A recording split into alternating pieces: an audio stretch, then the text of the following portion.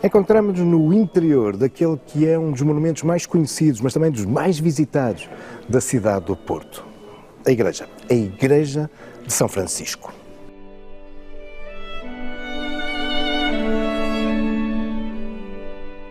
Trata-se da igreja de um antigo convento, um convento medieval franciscano. Os franciscanos instalam-se na cidade no século XIII. No entanto, no seu aspecto atual, esta igreja data do século XIV.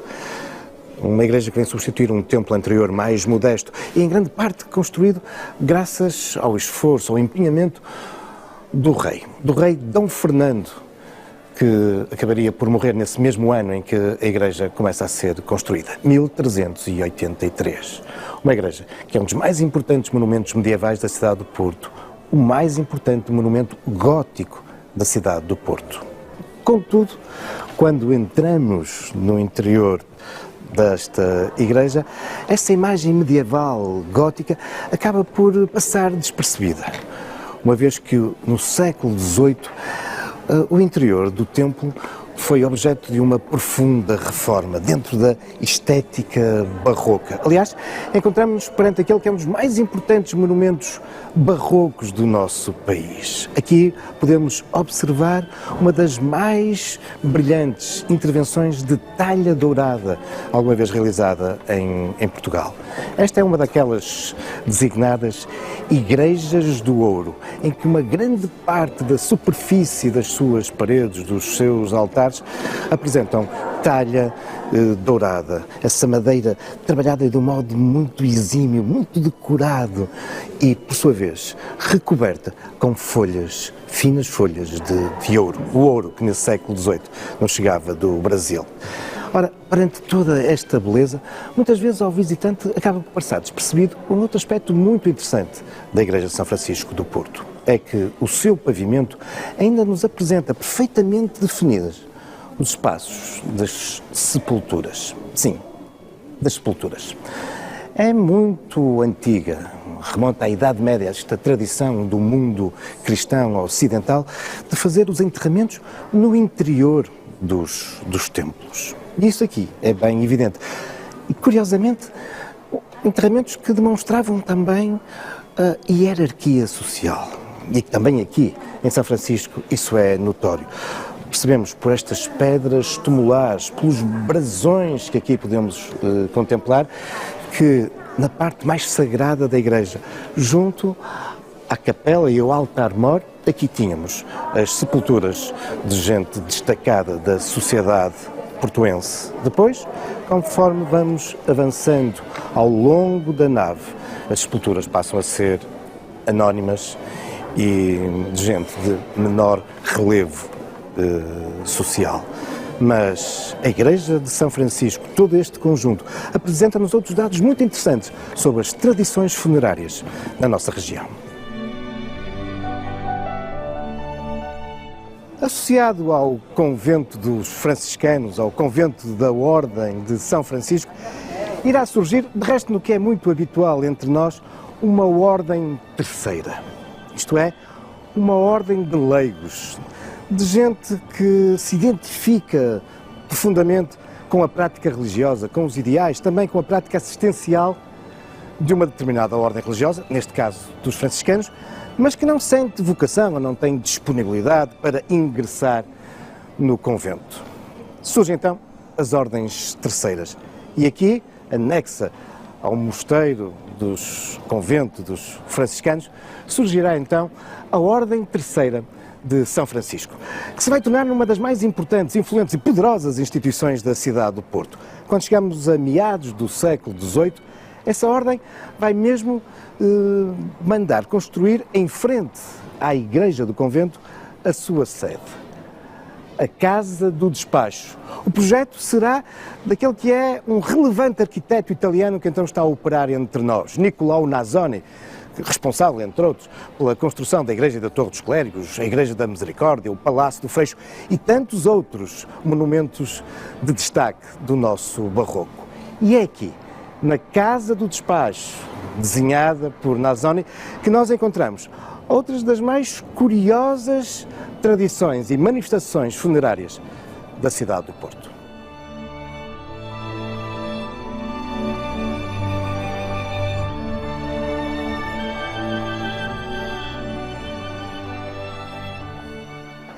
Inaugurada em 1744, a Casa do Despacho da Ordem Terceira de São Francisco do Porto, desde a sua origem, que apresenta uma curiosa estrutura, um pavimento algo subterrâneo, as catacumbas, um espaço que será destinado para aqui sepultar os irmãos da Ordem. Um sepultamento que se irá fazer no solo, também ele um solo sagrado, junto à Igreja da Ordem dos Franciscanos e também da própria Igreja contígua da Ordem Terceira de São Francisco, mas são também sepulturas que se vão desenvolver ao longo das paredes. Estas catacumbas de São Francisco abrigarão não só os restos mortais dos irmãos desta Irmandade, mas também ao longo das décadas as sepulturas de muitos dos principais beneméritos desta instituição. Aqui se encontram largas dezenas de sepulturas, mas foram muitos mais aqueles que aqui foram sepultados. Há, de resto, uma estrutura, um ossuário, onde se reúnem os ossos de outros sepultamentos que aqui existiram e que depois foram todos reunidos nesse ossuário. Ora, esta é um espaço funerário, um espaço sepulcral que irá perdurar até 1866. Um ano em que, há já muito, os enterramentos no interior das igrejas tinham sido proibidos. Aliás, esta ideia de se fazer o sepultamento no interior das igrejas era algo que vai sendo posto em causa com importantes medidas legislativas um pouco por toda a Europa, desde o início do século XIX. Em 1805, Napoleão proíbe terminantemente os enterramentos no interior das igrejas francesas. Aliás, Portugal tinha até, de algum modo, contribuído para esse debate iluminista, esclarecido, muito por causa do terremoto de Lisboa de 1755. Nessa altura, muitos estudiosos, cientistas, médicos, manifestam-se abertamente por uma questão de saúde pública contra os enterramentos no interior das igrejas. Mas, entre nós, teremos que esperar quase 100 anos, até 1844, para que, na sequência da vitória do regime liberal no nosso país, na sequência, por sua vez, da Guerra Civil entre 1832 e 1833, para que, então, saia esta lei, que faz parte, de resto, de um conjunto de leis relacionadas com esta preocupação dos liberais com a saúde pública, num contexto, por exemplo, em que se vão surgir os inspectores sanitários, na sequência também da criação dos mercados municipais, proibindo que os vendedores andem pelas ruas da cidade e obrigando-os a concentrarem-se e desta forma serem mais fiscalizados. A mesma lei ou as mesmas preocupações legislativas que levam, por exemplo, a uma inspeção e a uma matrícula das prostitutas obrigadas a exames médicos regulares. A mesma lei ou as mesmas preocupações que faziam com que já nessa altura se vigiasse, se inspecionasse as instituições incómodas. Entendia-se isto aqui pelas fábricas, com a sua poluição, já nessa época. Bom, e é nesse contexto que então em 1844 sai a lei que proíbe os enterramentos no interior das igrejas. Uma lei que vai fazer surgir os cemitérios públicos. Aqui, nas catacumbas de São Francisco, no entanto, como vos disse, ainda durante 22 anos continuarão a fazer-se enterramentos, o que nos demonstra bem que estamos perante um segmento social muito influente, muito poderoso na cidade. Mas, desde 1866, este é apenas um espaço também de memória histórica.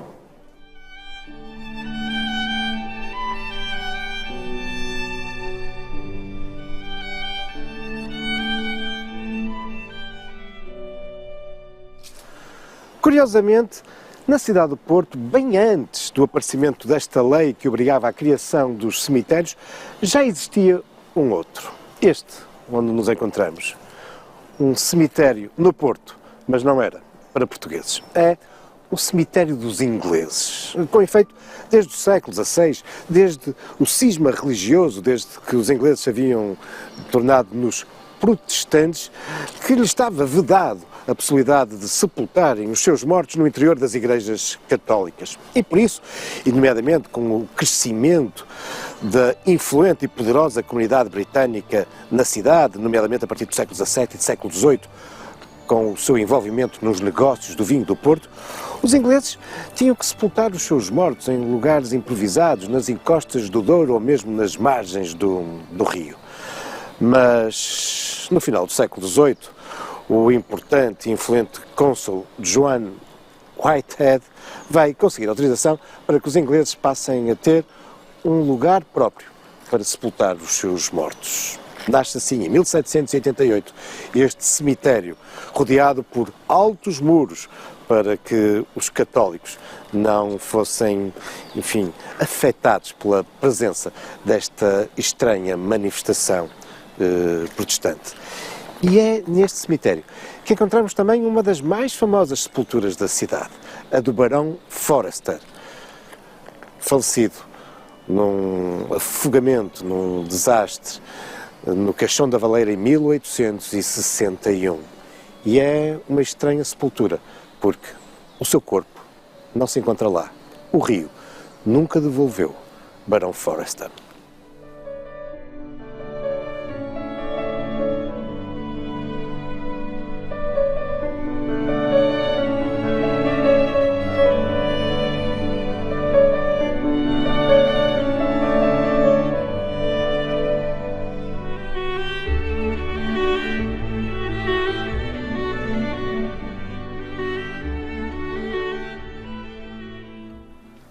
Outro cemitério do Porto, anterior a 1844, é este onde me encontro.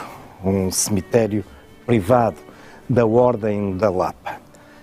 Em 1833, a cidade conhece uma enorme mortandade. Está a decorrer o famoso Cerco do Porto. São muitas as vítimas dessa guerra civil entre os liberais e os absolutistas. A cidade estará cercada durante um ano, vai passar por muitas provações, incluindo pestes, surtos de cólera, que são também causadores de muitos mortos. As igrejas não conseguem responder à procura de espaços funerários. E a Ordem da Lapa encontra aí os argumentos para algo que há muito desejava. Um cemitério moderno. E nasce assim, aquele que é considerado o primeiro cemitério romântico do nosso país. Um cemitério que ficará, com efeito, muito marcado por todo esse ambiente e essa estética. Aqui, muita da elite social do Porto, que se encontrava ligada à Ordem da Lapa, encontrará a sua última morada. E este é um espaço de referência do Porto. Aqui se encontram os restos mortais de famosos escritores como Camilo Castelo Branco, como Soares dos Passos, Arnaldo Gama. Aqui estão destacados homens das artes como Marques da Silva, Marcos de Oliveira, ou então famosos industriais e políticos como Ferreira Borges, entre tantos outros exemplos. É um cemitério onde se destacam diversas sepulturas, Mas eu queria chamar a vossa atenção para uma, muito concreta.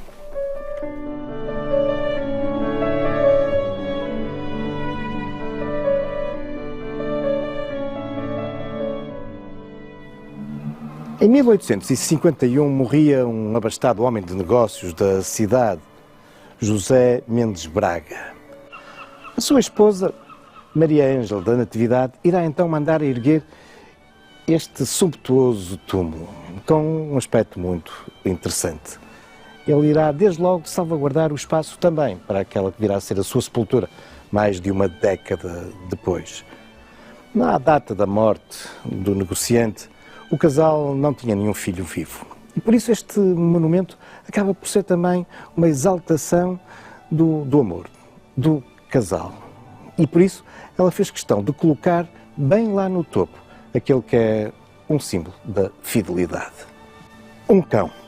Havendo aqui um aspecto muito curioso. Este cão é um retrato do verdadeiro cão do casal. Aliás, conta a tradição, de alguma forma, a lenda, que o cão seguiu todo o funeral e que depois aqui irá permanecer velando pelo seu dono, até que a morte também o encontrou.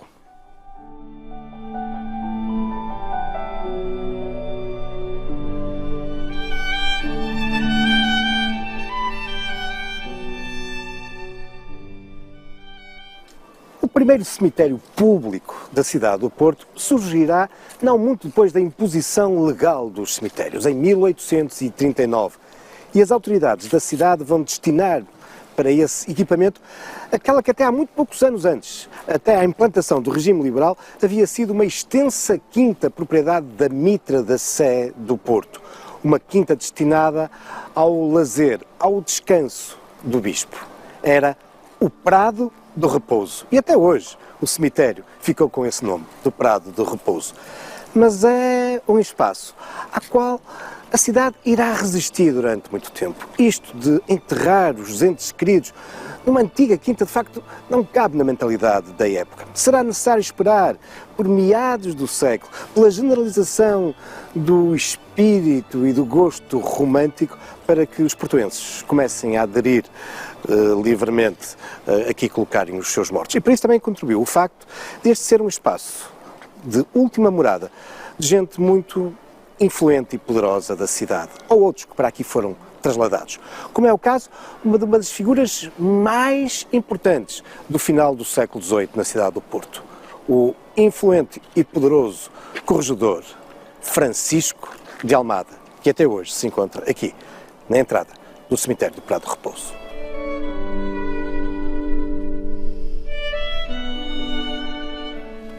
Verdadeiro museu a céu aberto da arte sepulcral da segunda metade do século XIX, muito marcado pela estética, pelo ambiente romântico, com os revivalismos, o neogótico.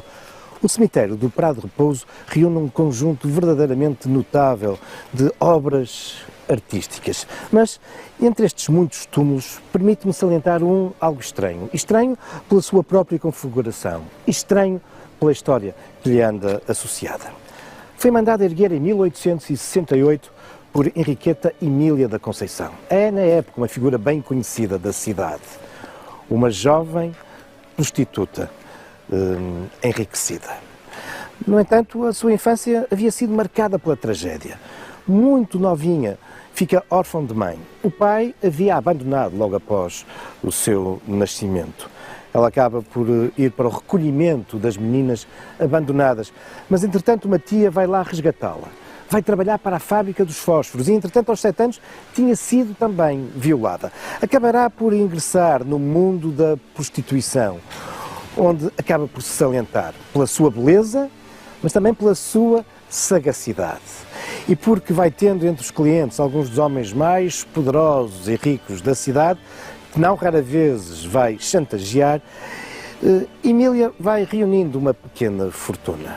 Entretanto, do ponto de vista afetivo, a sua relação não será com nenhum homem, mas sim por uma outra jovem por quem se apaixona, Teresa de Jesus. Mas, pouco tempo depois de viverem em conjunto, Teresa de Jesus acabará por falecer. Henriqueta Emília ficará muito entristecida, muito marcada pela morte da sua apaixonada.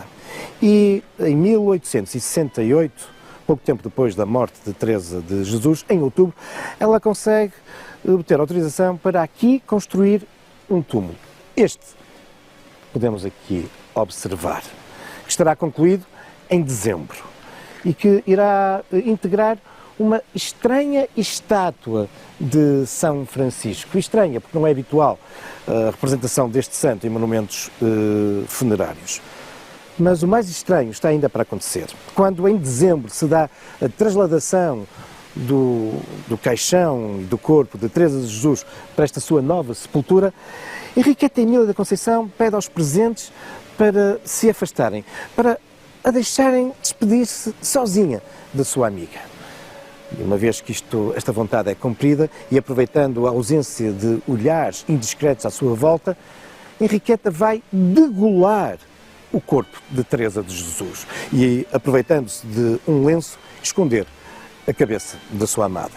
Quando as restantes pessoas se aproximam, já o caixão está fechado e será colocado na sepultura. Mas a paixão de Henriqueta por Teresa de Jesus fará com que ela acabe por expor a cabeça da sua amada numa redoma de vidro em sua casa. Isto acabará, obviamente, por chegar ao conhecimento das autoridades que vão multar Teresa de Jesus e dar início a um processo judicial pelo qual ela será condenada. Bom, mas a verdade é que esta história marcou a cidade e até hoje alguma devoção e piedade popular faz com que o túmulo de Teresa de Jesus, mandado erguer por Henriqueta, esteja sempre repleto de flores.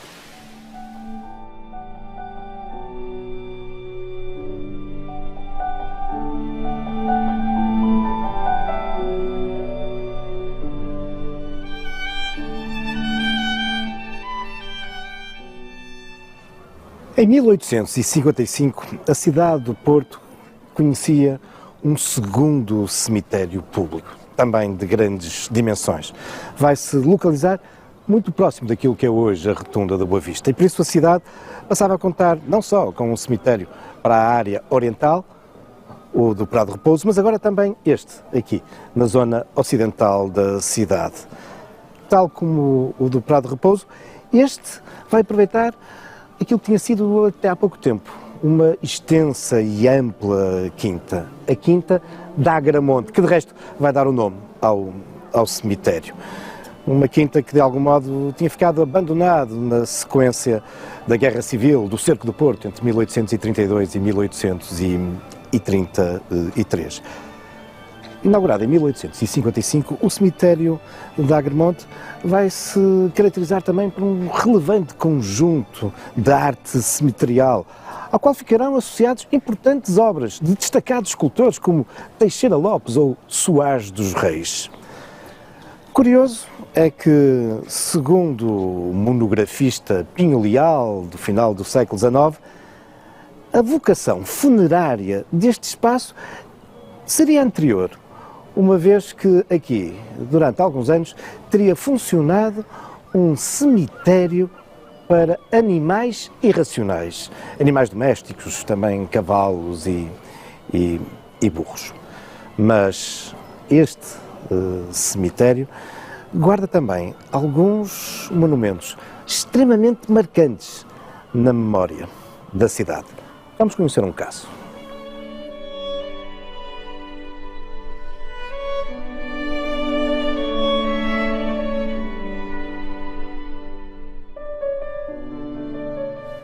Na noite de 20 de março de 1888, o Porto conhece uma das páginas mais negras da sua história.